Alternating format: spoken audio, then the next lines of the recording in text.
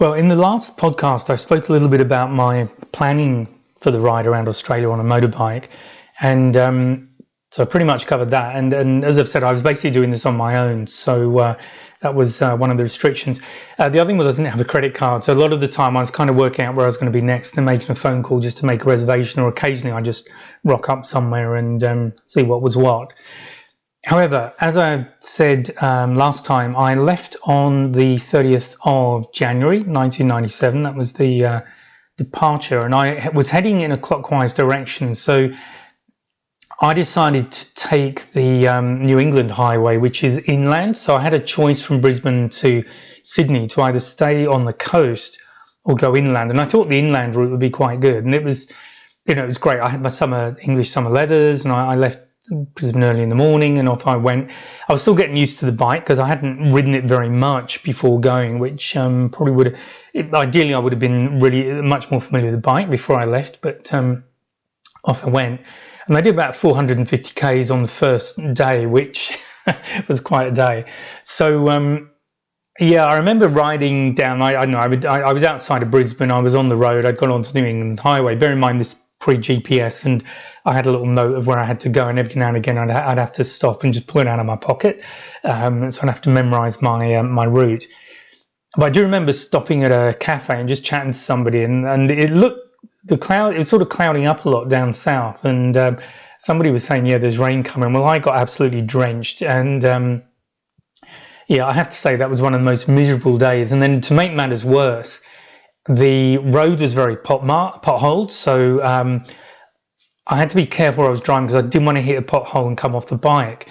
That meant I'd reduce my speed. It was raining very heavily, and then I had trucks right at my backside. So, and I would get out of the way when I could, but a lot of the time I couldn't. So it rapidly turned into a very unpleasant ride. And to make it worse, I was absolutely soaked through. So I had English summer leathers on, which are good for a light shower, something like that, but they're not that great under sustained rain. And in fact, they soaked through completely. And the t-shirt I had underneath, I remember it was a white t-shirt with something on it. It was stained black from my leathers, and my boots were full of water because everything kind of funnels down sort of crotch and down your legs, and those are the areas that tend to get really wet. And just to rub salt into the wound on this last day, so I was freezing cold. I'd been riding all day, it was getting dark, and all I could think about was getting out of my wet clothes, having a shower, and then having something to eat. And I got to this roundabout, and I was staying at a little town called Armidale, and I booked into a motel. And at this roundabout, there was you could turn left, which sort of went into Armidale, and then you carried on down. It was, I think it's Pacific Highway, it might have been at that point, can't remember. Anyway, because I was going from directions in my head, I thought I had to keep going. I wasn't quite sure where I needed to go. So I carried straight on, and then realized very quickly I'd bypassed the town, and I now needed to, I should have turned left. So I did a U-turn in the road, went back, and got to the roundabout. But unfortunately, so I got into the right-hand lane, but what I couldn't see, because it was all, there's a lot of rain on the road, there was an awful lot of loose gravel in that lane. And as I went to go into the roundabout, I leant the bike over. So if you don't know about steering a bike, you do a lot of leaning as well as steering. And the next thing I knew, the bike had just gone, and I was sliding along the road with the bike on top of me, and I had the bike on my left arm, and my left leg was sort of taking the weight. And yeah, it came to a stop. So fortunately somebody stopped and helped me up, but the bike had received a bit of damage. The frame was damaged, a couple of my indicators had come off, my little license holder had come off, my leathers were all scraped, and this chap helped me get the bike up.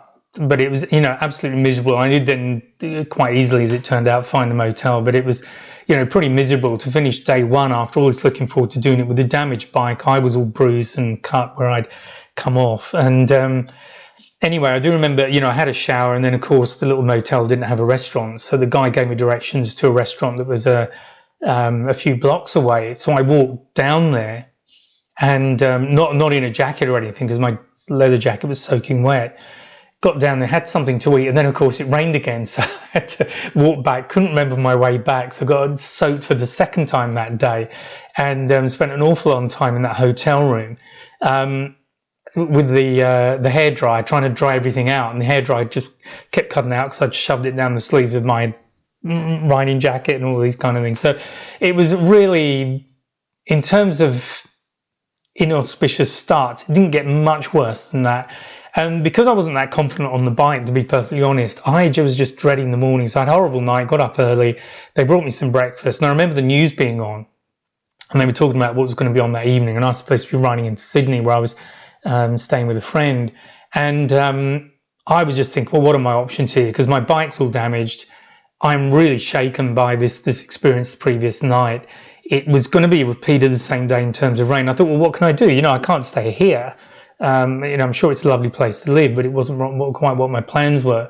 I couldn't really go back to Brisbane because I knew, I had the same ride the other direction. And I decided to carry on, but I just thought, well, with the road conditions, the lorries and all the other things that were going on, I just couldn't see how I was possibly going to make, still be alive at the end of the day, frankly, was where my head was. So that was how I started my day. And it kind of came down to, though, if I give up, although I was really tempted to do that, or buy a car or do something, at the end of the day, I carried on because I thought, well, I don't want to look at myself in the mirror when I'm shaving, years from now, and look at somebody who quit. So that was kind of what made me make that decision. So anyway, I carried on. I remember getting to Tamworth, where they've got a big guitar, because, country music centre. And I think that was when it started to rain that day. And I was absolutely soaked again. I do remember stopping at a cafe and thinking, well, I could take my jacket off and warm up, but what's the point? Because I just could have put a cold jacket back on. I walked into the little cafe to get a hot coffee and something, and this chap took one look at me, grabbed a whole stack of serviettes and just gave them to me so I could try and dry myself to some extent. And that was a good part of the day for me. And then finally, I remember getting towards Newcastle, which is north of Sydney. So if you're from England, Newcastle and Cardiff are quite close, which, coming from England, they're certainly not in England, not by English standards anyway. And anyway, I got onto this, the freeway, and realised I might actually make it. So I was trying to remember the directions of my friend's place. The sun had come out and was drying off. And it was quite a surprise to realise I was still alive. Of course, what I then did, I managed to get in the wrong lane, getting down towards the Harbour Bridge, because I had to go the southern. I was heading for Leichhardt, and which is sort of over the bridge from the north. And I got in the wrong lane. People getting really annoyed with me at the coin booths because I had to stop, take my gloves off, fish out the right coins to pay for the toll, and people were not not very happy with me. So and then I was trying to find my friend's place, and I had a nightmare. I managed to drop the bike again, so it was all pretty horrendous. And then that was on a Friday, and I got in the following day. I just I was pretty shaken up by all of this, and went to, I'd actually bent my gear lever as well when I dropped the bike, when I pulled over to try and work out where I was in Sydney. So I couldn't get it out of first gear. And luckily that night I wasn't far from my friends. But the following day I was riding around to this place, and I went into this car dealer's, and I said, well, what will you give me for the bike? It's brand new, it's got some damage, but what will you give me? And this guy just really wanted to rip me off. And then I got angry and I thought, okay, screw you. So, and then I'm sat there thinking, well, what do I do now? And this chap had been sitting, listening, and he was, to me, an older guy, and, very weathered, because people in Australia who are in the sun a lot have almost leather skin, some of them. And he came over and we started chatting, and he was just really good and exactly what I needed at that point. And he, pulled on my gear lever and managed to straighten it out so that I could actually use something other than first gear. And then he tidied it up a bit, and he was giving me all this, and it was just what I needed. So I then went back to my friend's place. I was I bought some new indicators. I bought a new holder for my license and all the rest of it, and tidied the bike up. But it was exactly what I needed. But I must say, from that point, for at least 2 months, I was really frightened at the thought of getting back on that bike, and it was constantly there. And I stayed with my friend a couple of days, stayed with her, and then I had to transfer across to a hotel. And that whole day, I was going sort of late afternoon, evening to just get across Sydney and get to this place. But I was just tense the whole day, and absolutely terrified, frankly, of getting back on the bike and having to negotiate Sydney again. And it really was like that with me for a lot of the journey. So that was one of the things I just had to deal with and overcome. However, that, you know, there you go. And as I said in the first part, I'd only passed my motorcycle test 6 months or so earlier. So I was not an experienced rider. And in fact, the guy who taught me, Russ, he said to me later, now he used to, he was with the police. He was a police motorcyclist. He used to, I think he used to assess police motorcyclists. Very, very experienced guy. And he said to me afterwards, he would never have attempted the ride I did. So it just shows you, you know, fools rush in perhaps. So anyway, that was one of the stories. And there were many of them. And I'll just share a couple because I really wanted to keep this to about 20 minutes and I've already used up more than half of that. What were some of the really cool places? One of them was in Western Australia. I do remember, so this is way out in the outback, and basically over there, so this was much later in the trip because I was going sort of clockwise round, and I had been riding all morning. It had been really hot, and I was very sweaty on the bike, and I, you know, checked into this roadhouse, which was basically, it's like a little service station, but the most basic possible service station you can think of. And then out back, it had these sort of metal rooms you could sit in. They were kind of like the containers, ocean containers, but with divided up into little rooms. So it had a window at the back, a door in the front. There was a metal bed, a metal table, and a metal chair, and that was it in the room. Lots of insects going through it, spiders and stuff. And there was a block for toilets and another one with a few showers in. So I went round to use the toilet. I flipped the toilet lid up and something came flying out of the toilet at me and I nearly had a heart attack. And it was a frog. And I found that there were these little white frogs. And what they would do, because this is really dry country, I mean, you really have to be careful. And I'll tell you another story in a moment. But these little frogs love living under the rim of the toilet because there's water there, it's cool. And what I used to do in those places after that was when I'd come to it, I'd lift the lid up slowly for a start and then I would flush the toilet and often you would see little legs hanging down. And so I was joking and let some people home. I said, you know, they are a bit of a nuisance, particularly when you're sitting on the toilet doing the crossword because, you know, it's really distracting. They keep jumping up and hitting your cheeks. But anyway, that was a story. So that was one of the cool things about being out there.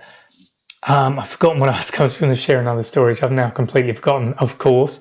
Other thing, I know what it was. I was in, again, in northern Western Australia. I think it was near Fitzroy Crossing, which is a little country town. And what you find in a lot of these places, they have Aboriginal reserves or Aboriginal kind of communities not far away. And one of the sad things about the Aborigines is that they get very addicted to alcohol very easily.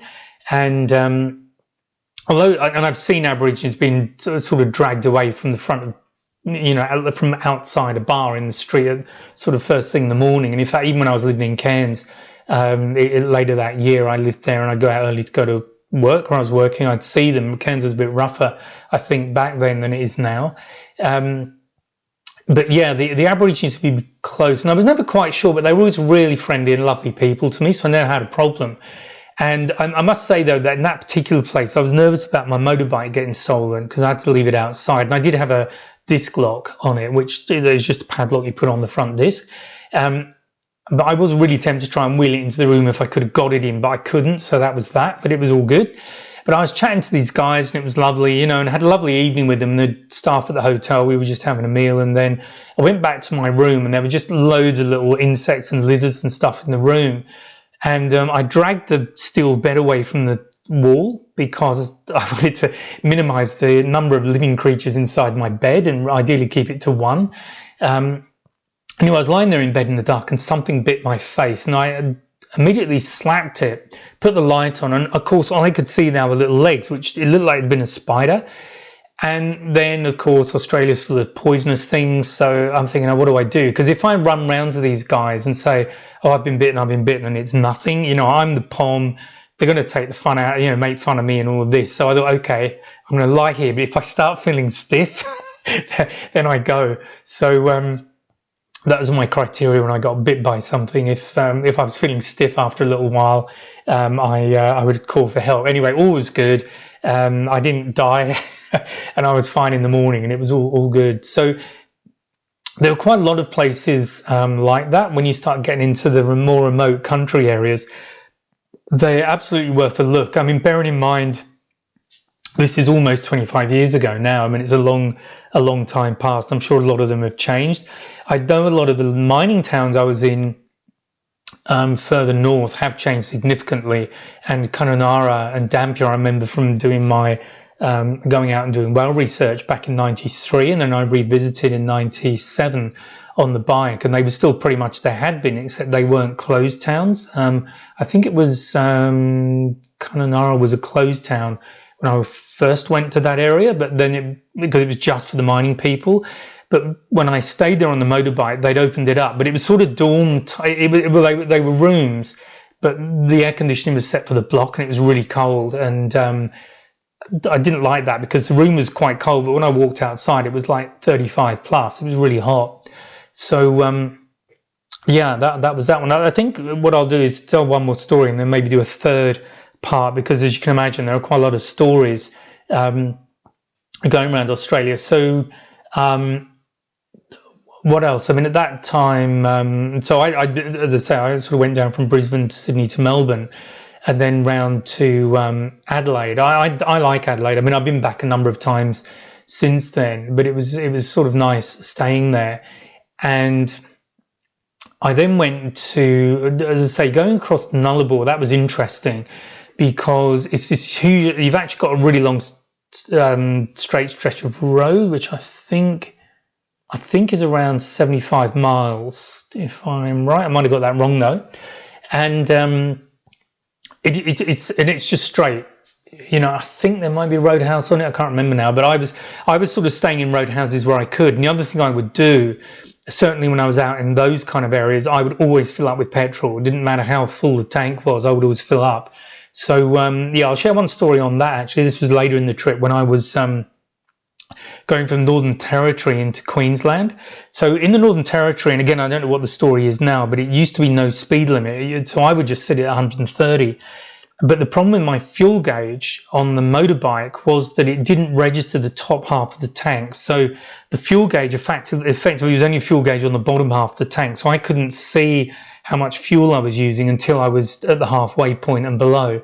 So anyway, last day in Northern Territory, I thought, okay, I'm just going to go crazy here because it's legal. And if I get a chance, I'm just going to gun it and go for it.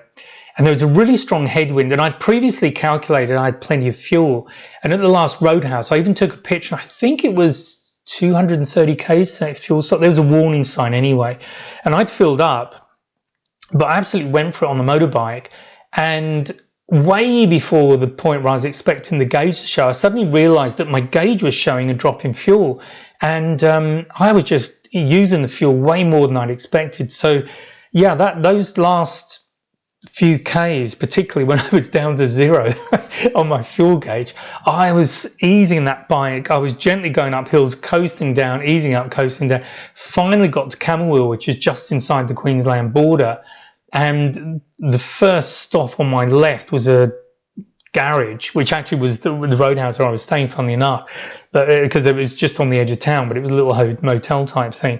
But I remember just coasting up the slope to the gauge just on fumes, really, and being so thankful because on each hill I went over and down, I was thinking, okay, that's one less I've got to walk to or push the bike to go get fuel.